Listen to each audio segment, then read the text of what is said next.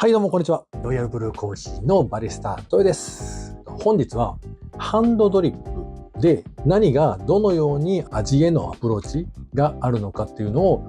詳しく具体的に説明していきたいと思います。これを知ったからといってすぐにコーヒーが美味しくなるというわけではないんですけども、まずは理解することによって何が味に対して影響があるのかっていうのを説明していきたいと思います。ではね、まずなんですけども、ドリッパーからいきたいと思います。ドリッパーは基本的に直接的な影響を与えると思ってます。ドリッパーによって入れ方、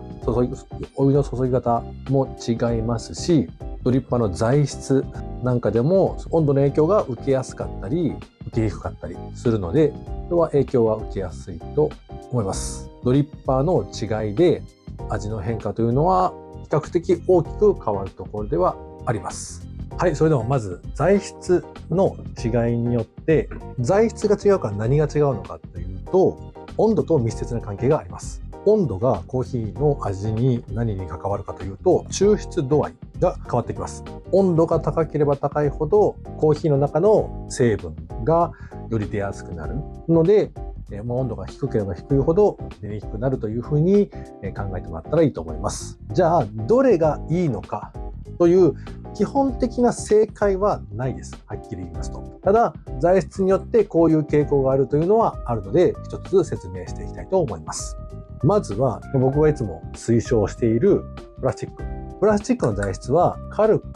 て壊れにくい。で、温度変化もしにくい材質。温度ももちろん上がりにくいけども下がりにくいっていう風な性質なので、熱伝導率はいい方ではないので、比較的にあまり気にしなくていいというか、取り扱いもそんなに落としたからといって壊れるわけでもないので、比較的使いやすいのではないかなと思います。あと安くて扱いやすいのがプラスチックです。で、次にセラミック。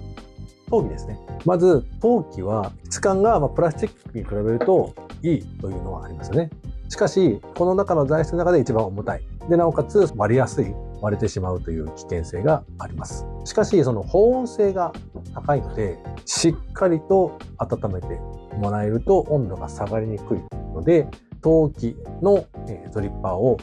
使う方はペーパーリンスとかでしっかりと器具を温めてもらった方がより安定した味になると思います。次にこれわかんないかもしれないけど、これガラスなんですね。ガラスはですね、見た目が綺麗ですよね。透明で綺麗だと僕は思います。質感も陶器よりも陶器よりも上なんじゃないかな。で、これもガラスなんですけども、ガラスの質感って個人的にはいいと思ってます。並べてあっても質感があるので、いい感じに映えると思います。ただ、割れやすいっていうのがあるので、取り扱いに注意してもらう必要があるのと、で、温度の冷めやすさっていうのは陶器よりかは下かなと思います。中ぐらいですかね。ガラスも結構いい選択肢になるかなと思います。で、次に、ステンレスですね。ステンレス、金属製のドリッパー、ハリオさんからも出てるんですけども、まずは割れないと壊れにくい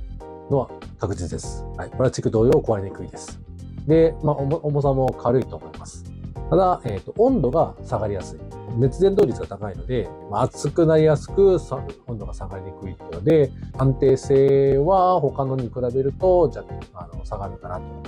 思いますので、ステンレスはこの中では一番お勧めしないかなとは思っています。以上がドリッパーのまず材質についての説明です。一番のおすすめはプラスチックでしょうかね。はい。では続いてドリッパーの構造についての違いに目を向けたいと思います。ドリッパーはこのリブの数であったりとか、この溝の深さであったりとか、穴の大きさっていうのが違いがあります。例えばこれ、小さな穴が3つついてるので、この穴分しか出てこないので、比較的どんなにお湯をこうやっていっぱい入れたとしても、落ちるスピードっていうのは一定ですね。ただ、この大きい穴であれば、入れる速度によって流れる速度っていうのは変わってくるので、味をしっかり出すのか、さっぱりさせるかっていうのは、入れ方次第でコントロールできるっていうのがこういう大きい穴ですね。あとは、こういったオンオフができるようなタイプがあります。例えば飲んでみて少し酸味がきついなであったりとか、少しコクが足りないなとか、あっさりしすぎるなって時に、もちろん入れ方もそうなんですけども、ドリッパーの構造自体にも目を向けると、また違った発見があるかもしれません。で、いつも僕が使っている、ハリオさんのドリッパーは一番スタンダードではあるんですけども、注ぎ方によって味の変化がしやすいので、人によってはなんか毎回味が違うなと思うかもしれません。それはハリオさんのドリッパーの仕組みのせいかもしれません。なので別の、例えばこれもハリオさんなんですけども、ストッパーがついてるようなやつにしてもいいですし、カイタさんのような小さい穴でコントロールするタイプにしてもいいと思いますし、その辺はこれも正解はありません。自分の好きな好みの味にたどり着くにはどの方が楽にというかできるかっていうことですかね。僕の場合だと、最近ではカドさんの M1 のドリッパーを使わせてもらってますけども、ハリオさんのやつの方がチャレンジ性があるというか、入れ方によって味が変動するっていうのは一つの面白みではあるので、これは面白いなと思って、いろんな入れ方を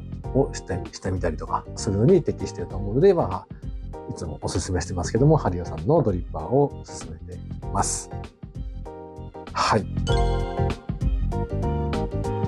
続いて、グラインダーについて、グラインダーの違いで何が違うかっていうのを説明させてもらうと、グラインダーによって引き具合というか、引いた時の均一性が変わってきます。じゃあこの引き具合によって何が違うか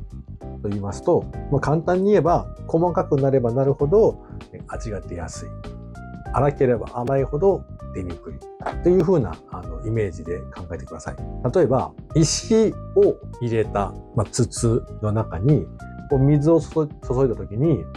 さーっと流れていくと思うんですけども、流れが速いというか落ちるのが速いので、コーヒー豆も粗く砕くと下に落ちるのが速いので、味が比較的すっきりしやすいです。で、逆に細かくすると、しっかり味が出る。で、お湯も落ちにくくなるので味がしっかりしやすい。で、一つ気をつけてほしいのが、細かくしすぎると紙フィルターとかに詰まってしまって水がなかなか落ちていかないっていう現象も起きますので、あまり細かくしすぎるのもどうかとは思います。グラインダーの良し悪しで、例えば粗さをこれぐらいに、ここぐらいにしたいけども、これぐらいの粗さからこのぐらいの粗さまでばらつきがすごかった場合、その細かい微粉っていうのが紙フィルターに詰まってしまって同じ現象が起きたりするので、比較的均等になりやすいグラインダーの方が味自体は安定すると思います。これはグラインダーの違いですね。グラインダーの違いによって味の変化がどれぐらいあるかというと、これはですね、さほど大きくはない、3段階、少ない、多い、真ん中でいうと真ん中の、少ないぐらいな感じですかね。豆が粗かろうと細かかろうと、多少の範囲であれば味にダイレクトに伝わるというよりかは間接的なんで、そこまで影響はないかなと思います。で、次に水がどのぐらいの影響が与えるかというと、水は味に対して、真ん中ぐらいですかね、中ぐらいの影響があります。なぜかというと、コーヒーってその中身ほぼ水なんですよね。98% 以上が水でできてます。残り 2% 以下が、コーヒーの成分であったりとかいろんな成分なんですけども、ほとんどが水です。なのでこの水の選択によって味というのは結構大きく変わると思います。どんな水がいいのかというと、硬水と軟水という種類があるんですけども、この硬水と軟水の違いによって影響するところが2箇所あります。硬水の方がまず口当たりが重く感じる。硬水と軟水の違いを説明をすると、中のミネラル質が多いのが硬水と言われるので、少ないのが軟水と言われています。で、日本の例えば水道水とか、一般的に言われているミネラルウォーターはほとんどが軟水です。なので、一般的に飲んでる水っていうのは軟水です。日本人が飲み慣れてるっていうのがね。でもちろん台湾は日本よりもちょっと硬水寄りだけども、まだ軟水の範囲だと思います。で、そこで硬水というのがなぜ口当たりが重く感じるかというと、そのミネラル質が多いので、重たく感じる舌触りの感覚がより豊富というような感じですね。もちろんそれが好きな方もいますので、そういった方は硬水でコーヒー入れると美味しくいただけるかもしれません。で、もう一つ硬水軟水でコーヒーの味に違いが出るというのが、硬水の方がコーヒーの中の成分を出しやすいというのがあります。どんな理由でと簡単に説明すると、ミネラル質があるからそれがコーヒーの中に入っていって、そのコーヒーの成分を一緒に出してくれるみたいなイメージです。なので硬水の方が味が出やすくて、軟水の方が味がすっきりしやすいというようなイメージですね。で、一般的には軟水の方がコーヒーに適していると言われています。ただ、軟水のは正解というわけではなく、深入りが好きな方が、コクが、コーヒーに対してコクが欲しいという方は、硬水で入れてもらうと、よりコクが出やすいというか、深みが出るというか、より味わい深いというか、そんな感じな味わいになるので、硬水でコーヒーを入れるのも間違いではないです。で、以上が水による変化ですね。はい、続いては、お湯の温度でコーヒーの味が影響が強いのか弱いのかで言うと、強めですね。影響が強いです。その温度が高ければ高いほど、コーヒーの中から成分が出るので、味がより多く出たりするので、その分渋みとか苦みとかも出やすくなるので、味の変化というのは大きくなると思います。一般的には88度から92度で入れることが多いです。沸騰したてで入れるコーヒーショップはないと思いますので、入れたらわかるんですけどね、沸騰したてのやつを入れると、ちょっと温度が下がったやつに入れたら、味が角がないというか、まろやかになりやすいかなとは思います。できれば温度は少し下がった状態で入れた方が、コーヒーは美味しくいただけると思います。ぜひお試しください。続いてはサーバーですね。コーヒーのサーバー。こんなの何でも同じじゃないかって思うかもしれませんけども、確かにそうです。これは味への影響は比較的少ないです。ほぼないと言ってもいいと思います。ただ一つ選ぶのに一つポイントがありまして、普段入れる量よりも大きめの量で用意してほしいです。なぜかというと、入れ終わった後に多少回してちょっと混ぜ合わせることがより味を均一にする。初めの方に出たコーヒーの味と後の方に出てきたコーヒーの味っていうのはもちろん違うので、それを混ぜれるようなちょっと余裕のあるサーバーにしてもらえるといいと思います。で、あと例えばコーヒーが冷めました。で、温め直したいということで、レンチンしたいなって時に、これレンチンできないです。金属が入ったので。金属が入ってない耐熱ガラスなどがレンチンができるので、そういった見た目だけではなく、そういった実用性にも考慮して選んでもらえるといいかなと思います。はい、続いてはスケールと言われるものなんですけども、スケール、量を測るものなんですけども、豆の量であったりとか、あとお湯を入れてる注いでいる量であったりとかで、ハンドドリップ用であればタイマーが付属されているので、どれぐらいの時間でどれぐらいの量をお湯を入れるということで、これも味に対して大きな影響を与えるかというとそうではないんですけども、今回入れた味と次回入れた味をより安定させるために、今回はこのぐらいの時間でこのぐらいのお湯の量を入れましたと。次回もそれにすれば今回と同じ味になりますよねということで、味の安定性につながる道具ではあります。なので影響的には少ないんですけども、多少なりにもよりね、毎回美味しい味を入れたいのであれば、これはあるに越したことはないと思います。スケールがあるとより安定した味を毎回楽しむことができると思います。はい。はい、続いてはケトルですね。ケトルは味に影響がどれぐらいあるかというと、中よりちょっと強めかな。注ぐ時のコントロールができないと均一にお湯を注げないので、味がブレブレというかブレてしまう可能性があります。なので細口であれば、8割方合格だと思ってます。あとは狙ったところに注ぎやすいかどうかっていうのは注ぎ口ですね。これは比較的難しいです。ここはもっと S 字のようにクンと曲がってるやつの方がコントロールしやすいです。で、電気ケトルによって温度設定ができるやつがあるので、温度設定ができるタイプだと先ほどのお湯の温度も一緒にコントロールできるのでおすすめです。ただ、その温度設定にしたとしても、実際測ってみるとだいたいちょっと高めになることが多いので、さっき88度から92度と言いましたけども、87とか86度とかにする方が、ちょうどいい温度になるとは思います。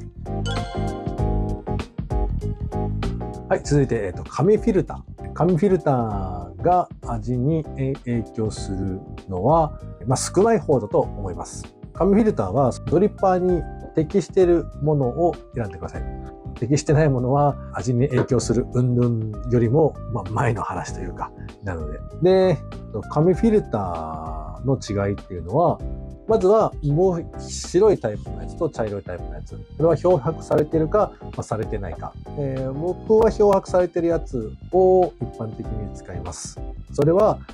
無漂白の茶色いやつは少し紙の匂いが、強めかなと思っているので、白い漂白されたやつを使うようにしてます。紙の匂いを落とすためにペーパーリンス、湯通しをやってるんですけども、それでもね、元から少ないやつの方がいいかなと思ってますので、ペーパーリンスをしないまま茶色いやつを使うと、その紙の匂いがコーヒーの味に影響、少しでもしてしまうので、それは影響する箇所ではあります。あと、メーカーによってフィルターの目の粗さに違いがあります。この目の粗さがちょっと細かいやつか、ちょっと粗いやつかによって、コーヒーの抜けが変わってくるので、コーヒーが抜けやすいとより早く落ちるので、すっきりした味になりやすいです。目が細かいと落ちにくいので、よりしっかりとした味になりやすいです。メーカーによってはちゃんと書いてあるメーカーもありますし、浅入り向きじゃ深入り向きみたいな感じのことが書いてあるのもあります。深入り向きっていうのが基本的には粗めで、浅入り向きっていうのが基本的には目が細かいやつタイプですね。はい。本日は、ハンドドリップの器具やら要素がどれだけ、コーヒーの味に影響しているかっていうのをちょっと細かく説明させてもらいました。じゃあ最後に、これは影響が強いのか、弱いのか、中ぐらいなのかっていうのをまとめていきたいと思います。まずはドリッパーの材質。ドリッパーの材質は影響は弱いです。温度の、外気温とかの温度の影響が受けやすいか受けにくいかだけなので、そこまで影響はないです。なので弱いです。で、次にドリッパーの構造について。これは中ぐらいですかね。そのドリッパーに合った入れ方をしないと味が大きく変化するドリッパーもあるので、中ぐらいですね。次に、グラインダー。グラインダーの違いによっての味の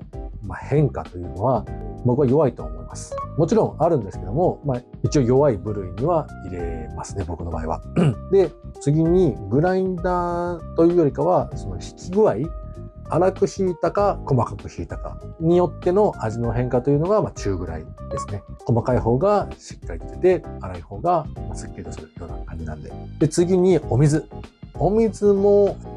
お水の種類ですね。硬水か軟水かの違いは中ぐらいで見てます。硬水の方が口当たりが重く感じ、軟水の方がすっきりとしている感じですね。で、次にお湯の温度。お湯の温度は沸騰したてで入れてほしくないので中にしましょう。影響するところは中です。88度と92度の味がめっちゃ違うかって言われたらそうじゃないんですけども、100度で入れたコーヒーと88度とかで入れたコーヒーの味は結構違うので、中ということにしましょうか。はい、次に、サーバー、コーヒーサーバー。これは影響は少ない、弱いですね。ちょっと自分いつも入れる量よりも少し大きめのサイズのものを選んでくださいと。最後にこう混ぜるからですね。で、次にスケール。このスケール、味の変化に関しては弱いですね。なくても、感覚でこう、つかめちゃう人はそんなに影響ないと思いますので、はい、これは毎回入れる味を安定させるために使うものです。ケトルに関しては、そうですね、細口であれば弱いんですけども、細口を買ってほしいので、準備してほしいので、これも中にしましょう。細口であれば弱いです。ただ、細口じゃないやつと細口のやつを比べると中です。ちゃんとコントロールしやすいかしにくいかで結構味が変わってくると思いますので、ぜひ皆さん、細口のケトルを準備していただけると、より美味しいコーヒーがいただけると思います。最後は紙フィルター。紙フィルターの違いは、そうです。これは弱いに部類にしましょうか。茶色いやつであれ、白いやつであれ、ペーパーリンスさえすれば、基本的にはそんなに変わらないかなとは思いますので、目が粗い細かいで詰まりやすい詰まりにくいっていうのはありますけども、さほどそこまで大きな影響はないかなと思うので注意しましょう。以上です。今回はちょっと長めになりましたけども、最後まで見てくれてありがとうございます。これからもね、お家でのコーヒーを美味しく入れてもらうために、まずはコーヒーを知ってほしいです。コーヒーってこんなもんだよっていうのを知ってほしいんで、ぜひ参考になればいいなと思ってます。はい、最後までご視聴ありがとうございました。ではまた。如果你觉得这个影片有帮助，或者是喜欢，多帮我按赞，这样子我会更努力的制作新的影片。如果有什么疑问，留言给我，很欢迎提问。如果你订阅了频道，当最新的影片上传的时候，你会接收到通知，你就不会错过哦。让我们一起继续追求对你来说美味的咖啡吧，下次见。